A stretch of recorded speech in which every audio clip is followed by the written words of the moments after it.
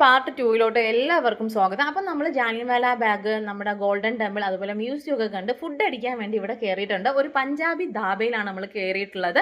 രാവിലെ ഇറങ്ങുമ്പോൾ തന്നെ മോക്ക് ചെറിയൊരു പനിക്കോളുണ്ടായിരുന്നു. അപ്പം ജസ്റ്റ് ഇങ്ങനെ പനി ഉണ്ടോ എന്നൊക്കെ നോക്കുന്ന ദൃശ്യങ്ങളാണ് കൂട്ടുകാരെ നിങ്ങളെ കാണുന്നത്. അത് കഴിഞ്ഞ് ഇവിടെ നിന്ന് നമ്മൾ ഓർഡർ ചെയ്തിട്ടുള്ളത് ബട്ടർ റൊട്ടിയും അതുപോലെ ഷാഹി പനീറുമാണ്. മക്കളെയൊക്കെ കൊണ്ടുപോവുകയാണെന്നുണ്ടെങ്കിൽ എരിവ് കുറഞ്ഞ അല്പം മധുരം മുന്നിട്ട് നിൽക്കുന്ന ഒരു വെറൈറ്റി ഡിഷാണ് ഷാഹി പനീർ എന്ന് പറയുന്നത്. അപ്പോൾ അവർ കൊണ്ടുവന്നു ഒരു ബൗൾ നിറയെ സവാള, അതൊരു കപ്പ് നിറയെ മുളകുണ്ടായിരുന്നു. ആ മുളക് ഫുള്ള് ഞാൻ തന്നെയാണ് കേട്ടോ കഴിച്ചിട്ടുള്ളത്. എരിവില്ലാത്ത മുളകാണ്. നോർത്ത് ഇന്ത്യയിൽ വന്നു കഴിഞ്ഞാൽ നിങ്ങളുടെ ഏതൊരു ഡിഷിനും നിങ്ങൾക്ക് പ്രതീക്ഷിക്കാം 1 കപ്പ് മുളക്.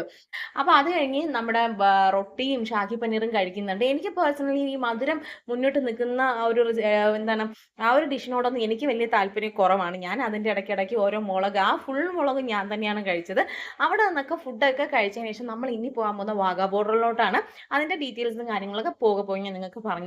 അത്യാവശ്യം നല്ല ഫുഡാണ്. നിങ്ങൾ വന്നു കഴിഞ്ഞാൽ ഷാഹി പനീർ, മട്ടർ പനീർ അങ്ങനെയുള്ള ഫുഡുകളൊക്കെ സെലക്ട് ചെയ്താൽ കുഞ്ഞുങ്ങൾക്ക് കുറച്ചും കൂടെ ബെറ്റർ ആയിരിക്കും. അപ്പോൾ ഇത് കഴിഞ്ഞിട്ട് നമ്മളൊരു വലിയൊരു മരത്തിൻ്റെ കീഴിൽ ഇവിടെ ഇരിപ്പുണ്ട്. ഇവിടെ വെയിറ്റ് ചെയ്തിരിക്കുകയാണ്. വെയിറ്റ് ചെയ്തത് ആ റിഷ വന്നിട്ടുണ്ട്. ഇവിടെ ഫ്രണ്ടിൽ 2 പേര്, എൻ്റെ ഹസ്ബൻഡ് ഇരിക്കുന്നതിൻ്റെ തൊട്ടടുത്ത് ഡ്രൈവറിൻ്റെ അപ്പുറത്ത് ഒരാളുണ്ട്.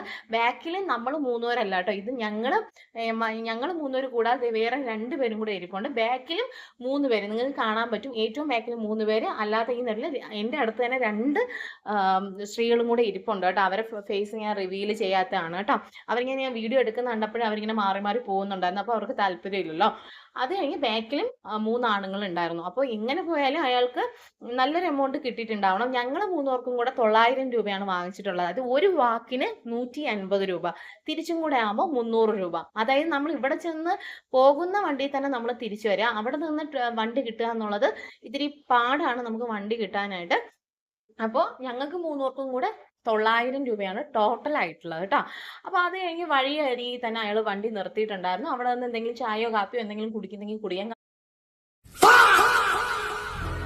അപ്പോഴാണ് ആ ഞെട്ടിക്കുന്ന വിവരം എൻ്റെ കെട്ടിയോൻ അറിഞ്ഞത്. കണ്ണാടി വെച്ചിട്ടില്ല, വീഡിയോ എടുക്കുന്നുണ്ട്. നൈസായിട്ട് ഇങ്ങനെ അങ്ങ് മാറ്റി പിടിച്ചു. അങ്ങനെ ഇപ്പോൾ കണ്ണട വെച്ചൊരു വീഡിയോ ഇങ്ങനെ ഇപ്പോൾ എടുക്കണ്ട. പിന്നെ പാവമല്ലേ, ഇത്രയും റിസ്ക് എടുത്തൊരു കണ്ണാടിയൊക്കെ വെച്ചിരിക്കുമ്പോൾ നമ്മളങ്ങ് കാണിച്ചില്ലെങ്കിൽ മോശമല്ലേ എന്ന് ഞാനും അങ്ങ് വിചാരിച്ചു.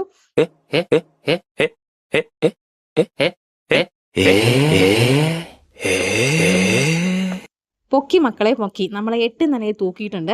അപ്പോൾ അത് കഴിഞ്ഞ് നമ്മൾ നേരെ പോകുന്നത് വീണ്ടും നമ്മുടെ റിക്ഷ എടുത്തു. ദേ പോകുന്നുണ്ട്, ഇഴങ്ങി നമ്മുടെ റിക്ഷ പോയിട്ടുണ്ട്. അങ്ങനെ നമ്മൾ വാഗാ ബോർഡറിലെത്തി. അവിടെ തന്നെ നമ്മുടെ ബാഗ് സൂക്ഷിക്കാൻ വേണ്ടിയിട്ട് ഒരു സ്ഥലമുണ്ട്. 50 രൂപയാണ് ഒരു ബാഗ് സൂക്ഷിക്കാൻ വേണ്ടിയിട്ട് നമ്മൾ അവിടെ കൊടുക്കേണ്ട ചാർജ്.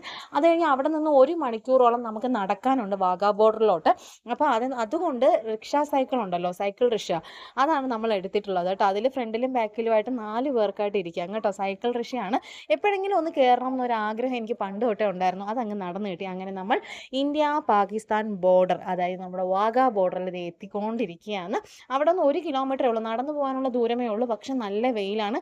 മക്കളെ എടുത്തുകൊണ്ട് നടക്കാനുള്ള ത്രാണി നമുക്ക് ഒറ്റയ്ക്ക് നടക്കാനും കുട്ടികൾക്ക് ഒറ്റയ്ക്ക് നടക്കാനും ത്രാണി ഇല്ലാത്തതുകൊണ്ട് നൈസായിട്ട് നമ്മൾ ഇതിൽ തന്നെ അങ്ങ് കയറി. ഒരാൾക്ക് 20 രൂപ, 3 പേർക്കും കൂടെ 60 രൂപയായിട്ടുണ്ട്. അങ്ങനെ നമ്മൾ നല്ല വൈകിട്ടായിട്ടുണ്ട്. നമ്മുടെ വാഗാ ബോർഡറിൻ്റെ ഉള്ളിലോട്ടാണ് ഈ കയറുന്നത്. അതിന് തൊട്ട് മുമ്പ് തന്നെ കുറച്ച് സെക്യൂരിറ്റിയും പരിപാടിയും കാര്യങ്ങളൊക്കെ ഉണ്ട്.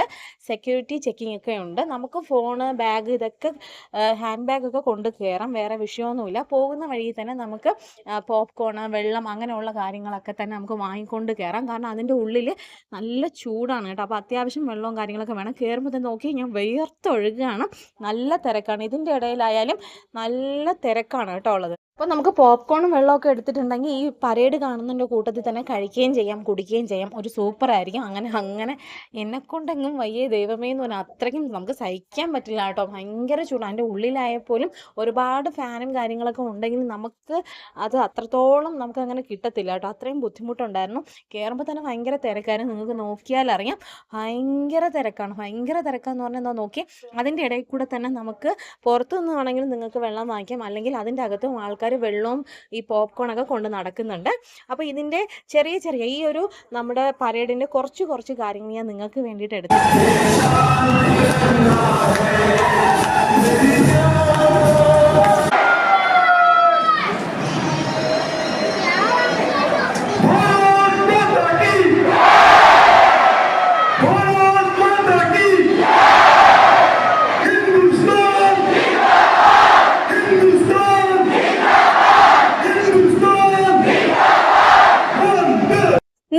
ഇന്ത്യൻ പൗരനാണെങ്കിൽ ഉറപ്പായും വന്ന് കാണേണ്ടത് തന്നെയാണ് ഈ ഒരു സ്ഥലം എന്ന് പറയുന്നത്. ഈ സ്ഥലത്തിന് അതായത് നമ്മുടെ ഈ ഒരു വാഗാ ബോർഡറിലോട്ട് കയറാൻ നിങ്ങൾക്ക് 1 രൂപയുടെ ചിലവില്ല, ഒരു ടിക്കറ്റ് ഇല്ല, ഒന്നും തന്നെ ഇല്ല.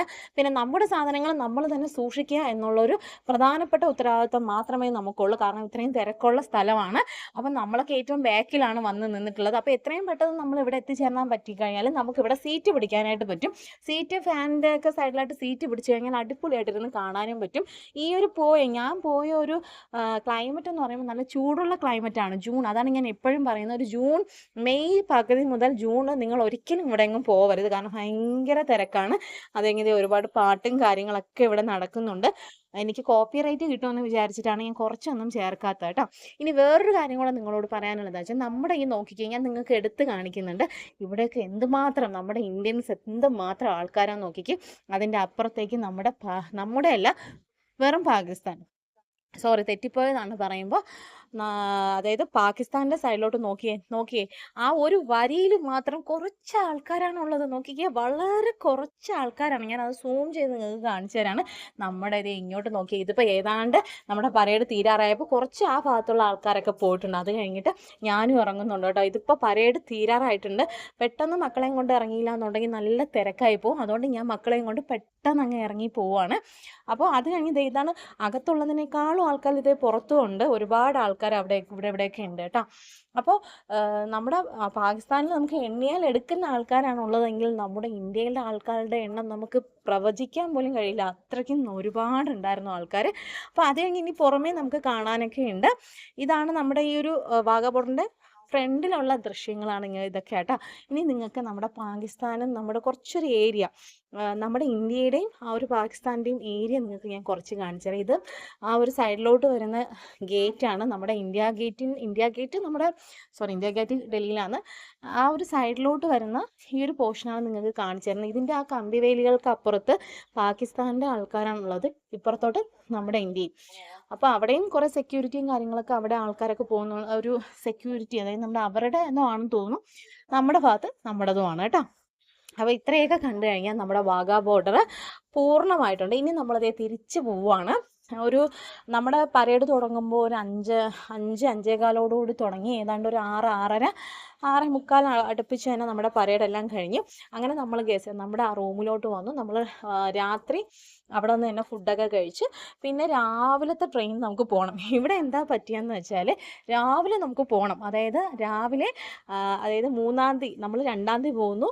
3-ാം തീയതി വെളുപ്പിന് 5:55 നമുക്ക് ഇങ്ങോട്ടുള്ള ട്രെയിൻ. അമൃത്സറിൽ നിന്ന് കിടന്നങ്ങ് ഉറങ്ങിപ്പോയി. നല്ല ക്ഷീണമായിപ്പോയി. ഈ വെയിലത്തൊക്കെ ഇത്രയും ദൂരം യാത്രയൊക്കെ ചെയ്തിട്ട് അവിടെ കിടന്നങ്ങ് ഉറങ്ങിപ്പോയി. കണ്ണ് തുറന്നപ്പോൾ 5:40. വെറും 10-15-20 മിനിറ്റ് കൊണ്ട് നമുക്ക് റെയിൽവേ സ്റ്റേഷനിൽ എത്തണം. എന്ത് പറയാനോ, നമ്മൾ പല്ല് പോലും തേക്കാതെ ഓടി കിട്ടുമെന്ന് ഒരു പ്രതീക്ഷയില്ലായിരുന്നു ട്രെയിന്.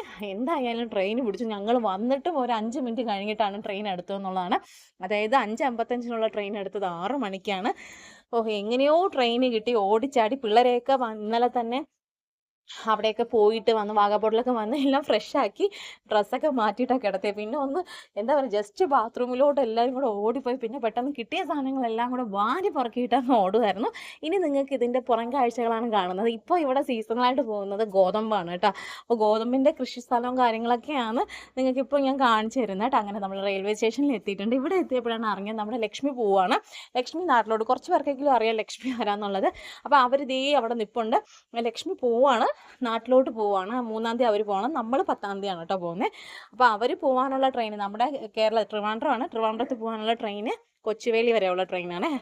അപ്പോൾ അവർ പോകാൻ വേണ്ടിയിട്ട് അവിടെ നിൽക്കുകയാണ്. അങ്ങനെ അവരെയും കണ്ടെത്തി ഇതേ തനുക്കുട്ടി നമ്മളൊക്കെ കണ്ടപ്പോൾ ഭയങ്കരമായിട്ട് സന്തോഷത്തിൽ ഇതേ കയ്യൊക്കെ എടുത്ത് കാണിക്കുന്നുണ്ട്. അവരാണ് കേട്ടോ. അപ്പോൾ അവരോടും ഒരു ഹാപ്പി ജേണിയൊക്കെ പറഞ്ഞ് അതേ നമ്മുടെ ലക്ഷ്മിയുടെ അനിയൻ്റെ കല്യാണമാണ്. അങ്ങനെ പോവാണ്. നമുക്കും കൂടണം ആ കല്യാണം. അപ്പോൾ നമ്മൾ കുറച്ച് ലേറ്റായിട്ടാണ് പോകുന്നത്. അവർ നേരത്തെ പോവാണ്. അവർ പോയി ഒരാഴ്ചക്കകത്ത് വെച്ചാൽ നമ്മളും പോവും. അങ്ങനെ അവർക്ക് ടാറ്റാ ബൈ ബൈ ഒക്കെ പറഞ്ഞ് നമ്മൾ തിരിച്ച് നമ്മളെ വണ്ടി എടുത്തുകൊണ്ട് നേരെ വീട്ടിലോട്ട്. എൻ്റെ ഒരു വീഡിയോ നിങ്ങൾക്ക് ഇഷ്ടപ്പെട്ടാൽ ലൈക്ക് ചെയ്യാനും സബ് ചെയ്യാനും കൂടെ സപ്പോർട്ട് ചെയ്യാനും മറക്കരുത് കേട്ടോ. അപ്പോൾ ഇതിന് മുമ്പുള്ള എൻ്റെ ഒരുപാട് വീഡിയോസ് ഉണ്ട്. എല്ലാം ഒന്ന് കണ്ട് സപ്പോർട്ട് ചെയ്തേക്കണേ. ടാറ്റാ.